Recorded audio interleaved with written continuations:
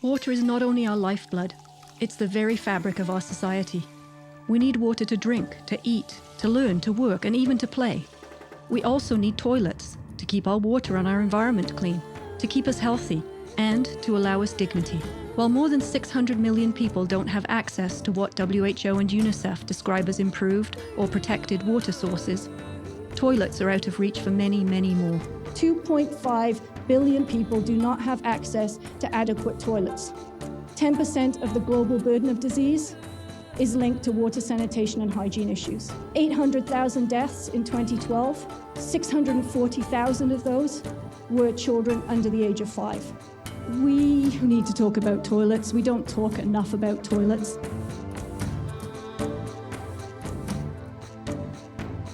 So I started thinking, well, what's a toilet? According to the British Medical Journal, it's the most important medical milestone in history. It's a private and a dignified solution to our bodily needs. It's a way of disposing of our waste so that we don't get sick. So let's talk about the real value, health. Everyone's aware that there are bugs in our guts, there are bugs in animal guts, they come out in the feces. If we're not careful, if we don't practice hygiene, they get into our stomachs and they cause diarrhea. If sanitation is improved, then we'll be able to curb or prevent those communicable diseases. Long time ago, when we didn't have any tank here, our children used to drink the water from the dam. And our children used to suffer a lot. We had children suffering from diarrhea, cholera, but now that they have started now taking clean water, those problems are no longer there. If you get sick, you'll have to go home and go to the hospital. And that's wastage of time because others are learning and they're ahead of you. Sanitation and nutrition, those are two inseparable things. There's a human potential issue. In the first 5 years of life, most of the energy that's consumed goes to brain development. And there have been countless studies that demonstrate that if you don't have good nutrition, you do have cognitive development problems. And so all of these children with chronic diarrhea are not reaching their full potential. If the kids are not healthy, if the kids are malnutrited, they can't go to school, they can't focus well, they can't think, they can't read, they can't concentrate in school. Even if you have the nutrition, you don't have the diarrhea, so that you can maximize your cognitive potential. How are you meant to learn if you can't go to school because you're too sick, and or you can't go because they don't have proper feminine hygiene resources and facilities? And how can you be taught if the female teacher can't come into school 1 week a month? We have children who come from very poor families. They cannot afford the sanitary towels. So you find almost in every month, you find those girls missing school 3 to 5 days. So if we can have the sanitary towels, we'll be able to help those children not to miss school. Whenever a girl has these issues, they come to my class and I always offer them at least 3 pads to keep the girl going for that day.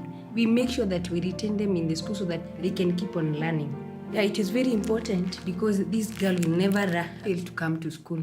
Girls may not get to school in the morning because they have to fetch water for the family. If the school doesn't have enough water, they may have to go and collect it for everyone instead of being in class.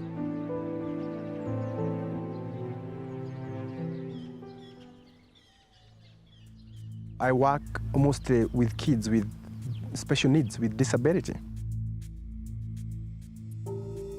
But most of our schools, most of the institutions in Kenya are not friendly to people living with disabilities. That's the toilet. It's not accessible, meaning they will not go to school completely. But if we retain these kids to school, we'll be able to catch up with the others. And they estimate that lack of access, poor access to sanitation costs $260 billion every year to national economies. Between 2 and 5% of countries' GDP lost because of lack of access, poor access to sanitation, and the consequences of that through productivity, through potential, and through healthcare system. The only source of income for the parents that are not employed is cultivating the land. And they have very small pieces of land. They cannot afford the food, and the same food they sell and get the extra finances for the children. So you find it's very difficult for them. When we're sick and we go to work, you're not engaged. You're not working to your full potential. It's called presenteeism. So absenteeism is when you're sick, and presenteeism is when you're at work or school, but you're really not engaged enough because you're not feeling great. You are not feeling good, you are not feeling okay, you cannot perform. You cannot perform, a child cannot perform if she's sick or if he's sick, he cannot. We know that children who are sick don't learn, and this can make it more difficult to get well-paying jobs in the future. People who are sick don't earn money, and they probably have to spend money on healthcare and medicines. Ultimately, poor health can keep poor people poor, and it can pull people who are just keeping their heads above water below the poverty line. There is no community where there are no poverty. And where poverty is, also diseases are lying there. Those children who get those diseases, when you follow them up to their homes, you get the young ones are not immunized. They don't have even enough food. So even to get a balanced diet is a problem. Even to get a toilet is a problem. So it is all connected. The few shillings that they had for buying food, they will spend it on medicine or taking these kids to school. And therefore, if sanitation is improved, the economy of the country will go up because we will not be going to the hospitals. Kids will be very productive because they will not miss school because of sickness. They will improve the standard of education, which will eventually improve the economic standards of the country. Climate change is a threat to these ongoing solutions and their positive impacts on health and on social and economic development. Changing frequencies, duration, and intensity of precipitation affects our expected weather patterns, making them more unpredictable. Heavy rains and floods can damage existing drinking water treatment, toilet, and wastewater management infrastructure, while floods and droughts affect water availability and water quality for drinking and domestic use, food production, sanitation, and hygiene. In the last couple of years, weather patterns have changed quite considerably, and that's not reliable any longer. It's not predictable. Even when they come, people need to find better ways of making use of that water. Technical solutions are necessary but insufficient. Education, behaviour change, and the investment in adequate resources require government action, which includes long-term policies and planning. In most of the countries, sanitation have been taken very, very seriously, especially in Canada and the US. But in Africa and in Kenya too, sanitation is taken very lightly. As long as we feed you, as long as we have some medicine in the hospital, as long as we pay the workers, as long as we have good security, then the rest can take care of themselves. And sanitation is kind of abandoned. For the government, they have a lot of other needs for the schools. So they tend to ignore or rather forget some of these basic needs. They think about building classrooms, building good administration blocks without even thinking about water, bringing water to the school. We have a problem with the policymakers within the education framework because there's no money that is connected or resources connected to health and sanitation for the schools.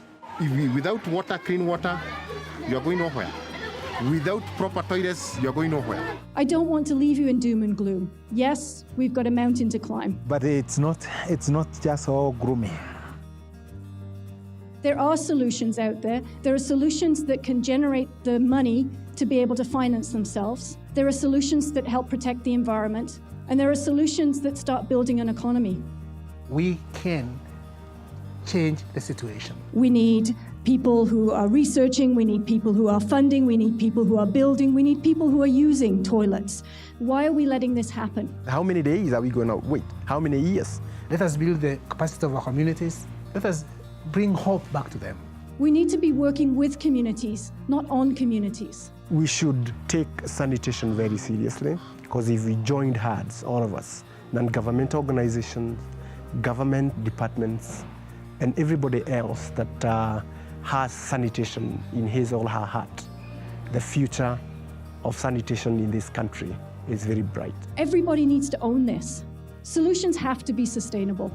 We need to be more efficient. in the way in which we spend money, particularly governments. The work of NGOs are to come in, to support, to help, to work with, and to be able to leave knowing that there's a legacy, knowing that there's sustainability there. Because ultimately, all of us bear the burden, the moral and fiscal imperative to bring sanitation everywhere. So what are toilets worth? They're priceless.